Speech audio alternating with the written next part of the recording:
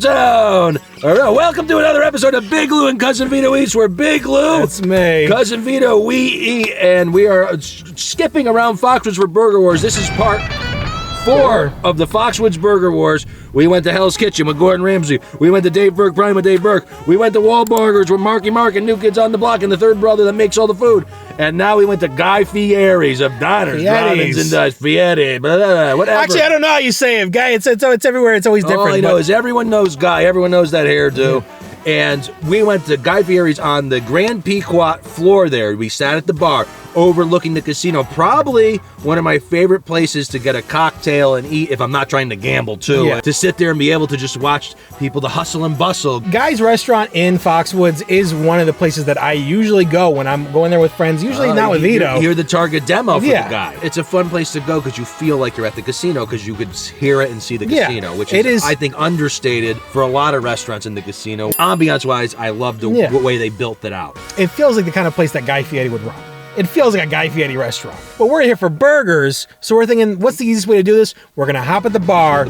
And Guy's restaurant has a nice horseshoe-shaped bar. It is overlooking the floor, but it's also like on the side where like you get the whole restaurant. Off the bat, ambiance-wise, it looks great. Yes. It meets the aesthetic that I want to have when I'm walking into a Guy Fieri restaurant and I want to sit at the bar. Unfortunately, here we go. We're gonna go right into this. You're gonna break the bad. Okay, do you want to break the bad news? Okay, we're on the horseshoe. I thought it would be a good spot because there was people on that side of the horseshoe. They'll see these two J Brownies sitting on the side here. However, were you recording? They might not have been recording because we didn't order the burger yet, but we had a good maybe 5 to 10 minutes of sitting there being like, there's people looking at us. A guy who ended up giving me a drink later on, who didn't introduce himself and didn't take our food order. He was literally looked at us and I was like, well, maybe he's like the bar back. We almost got up. If we weren't doing this thing, I would have said, let's just get out of here. This isn't a good vibe.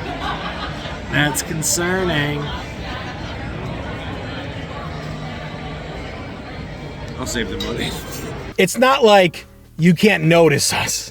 No. I'm a very big guy. And I was a pretty big guy. This. Yes, it's like it's not like we blend in. And I feel bad because the bartender that took care of us, she poked her head around the corner and she's surprised. like, "Oh my God, I'll be right there to help you out." Super nice girl, sweetheart. She took care of us when she took care of us. Out of all the places we ate, that was the one where the service felt like they don't even care if we're here. Which is tough. We walk in, we get the menus eventually, and we sit down and we look at the menu, and we're looking at the thing that stuck out was a burger that was actually encapsulated on the menu. What do we get? We got to get the one in the red box. Yeah, it's their bacon mac and cheese burger. So right off the bat, this might be the most over-the-top burger that they've got. It's a grilled smash patty. And I find it weird that it was a smash. It didn't feel like a smash burger. No, I wouldn't have called it a smash, but yeah. Applewood smoked bacon, SMC, which I said this, and I'm going to tell you, this is exactly how it went. I'm talking to Vito, and I'm like, what's SMC? Just like that. Very, very quietly. Our waitress who took care of us, she's like, bartender. She took care of us. She's like, super melty cheese. She like yelled from the other side of the bar. I don't know how she heard me. She did great. Super melty cheese, mac and cheese, crispy onion straws, lettuce, tomato, onion pickle. LTOP, yeah? Lettuce, tomato, onion pickle. Yep. And donkey sauce. The donkey sauce. All on a gutter. Yeah, the gutter burger. They slide it down the gutter into your mouth. All on stacked on a garlic buttered brioche bun. Now that reading that, I don't remember the bun being that extravagant. No, I feel like we were wrapped up in what is going on with the service here. Yes. It took us out of the experiences that the service really threw us for a loop. Burger came. First impressions from me, I'm cutting you off here. I thought it looked tasty. Mm-hmm. I thought the mac and cheese, it was ooey gooey. It was probably the gooeyest burger we had. It hit on the super melty cheese. It did have the super melty cheese. Probably the cheesiest too. Yeah. The price point was about $20, so it's really not that much.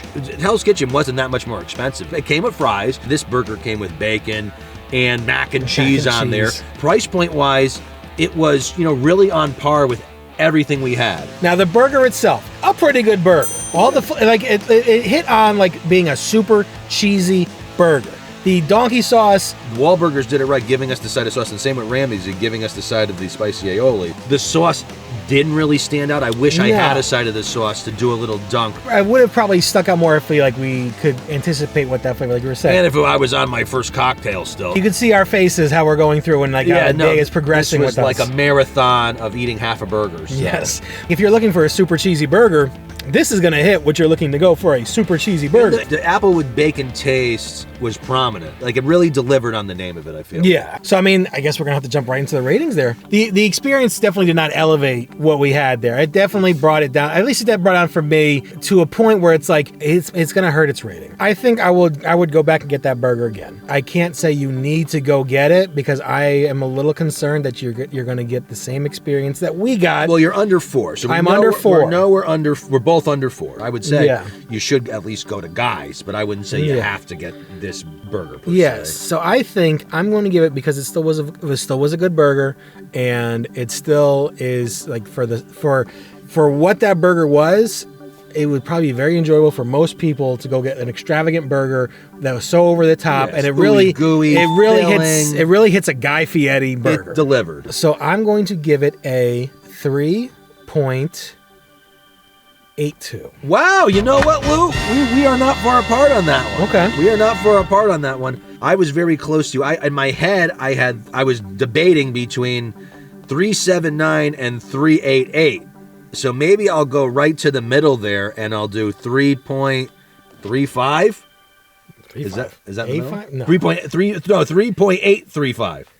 Yes. That's where I'm at, right? Is that close? I think 7.9. so. Wow, yes. Is that right? The value was great. The burger was good.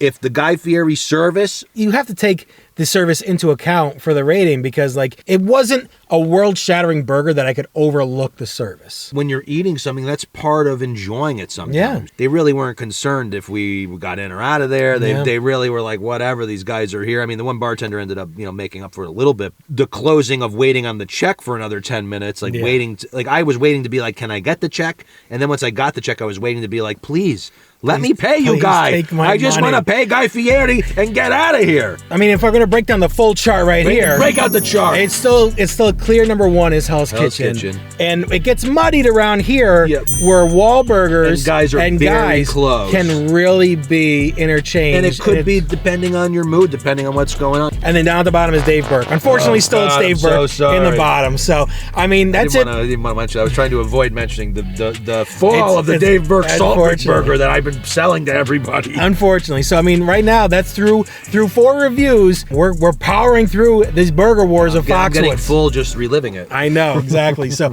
if you're already subscribed, we appreciate that. But if you're not subscribed, hit that subscribe button, hit the bell for when we post all these new videos. You get notified, and you're right there in the premiere with us every time we post these videos. So that's going to be it for the Burger Wars from Guy Fieri's. Make sure to click the link in the description for our t-shirt store. I am Big Lou. That's Cousin Vito. And welcome to FLAVORTOWN. I've been waiting on Vito to do that. I did it at the beginning anyway. Right? What else does he say?